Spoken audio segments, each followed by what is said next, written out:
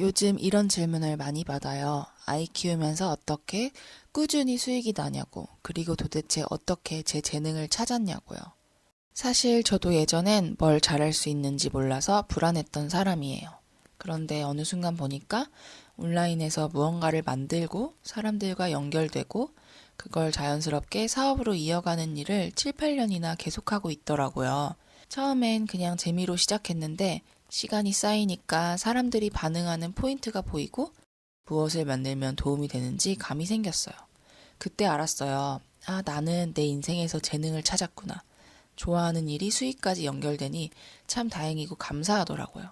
하지만 여기서 가장 중요한 얘기는 따로 있어요. 저는 한동안 이게 내 타고난 재능인가 보다. 나는 내 인생에서의 재능을 찾았다 라고 생각했어요. 처음부터 감각이 있었던 것처럼 느껴졌거든요. 그런데 돌이켜보니까 아니었어요. 이건 타고난 게 아니라 그냥 시간이 재능처럼 보이게 만든 거였어요. 사람들이 말하는 재능이라는 건 뭔가 특별하게 태어나야 하는 것 같잖아요. 근데 저는 오히려 반대로 느꼈어요.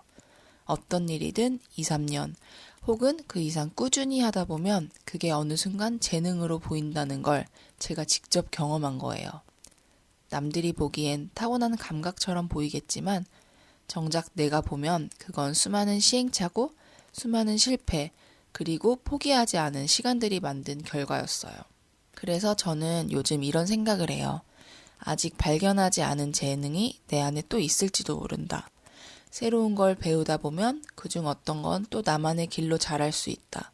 지금 하는 일이 전부가 아닐 수도 있다. 이런 생각이 자연스럽게 들어요. 지금 하는 유튜브도 몇 년 후에 지속해서 하고 있다면 재능처럼 보이겠죠? 그래서 여러분께 꼭 말씀드리고 싶어요. 혹시 아직 내 재능이 뭔지 모르겠다고 느껴도 절대 걱정할 필요 없다고요. 그건 없는 게 아니라 아직 드러나지 않았을 뿐이에요. 우리가 앞으로 살아갈 시간 안에서 충분히 만들어질 수도 있고 이미 존재하지만 우리가 아직 못 알아본 거일 수도 있어요. 혹시 여러분도 힘들어도 계속 손이 가는 일, 유난히 재미있거나 마음이 끌리는 일, 시간이 지나도 머릿속에 남는 일이 있나요? 그게 바로 작은 씨앗일 수 있어요.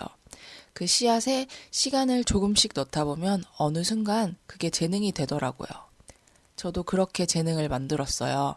처음엔 아무것도 아니었고, 다음엔 조금 더 알게 되고, 그 다음엔 더 잘하고 싶어서 배우고, 그렇게 시간이 들어가다 보니까 지금 제가 하는 일이 만들어졌거든요. 그래서 여러분께 꼭 말하고 싶어요. 우리 모두 조금씩 천천히 꾸준히 시간을 넣어보아요. 재능은 타고나는 게 아니라 시간 속에서 자라는 거더라고요. 여러분도 언젠가 딱 알게 되는 순간이 올 거예요. 아, 이게 내 재능이었구나. 그 순간을 향해 우리 같이 걸어갔으면 좋겠습니다. 그럼 오늘도 시청해주셔서 감사합니다.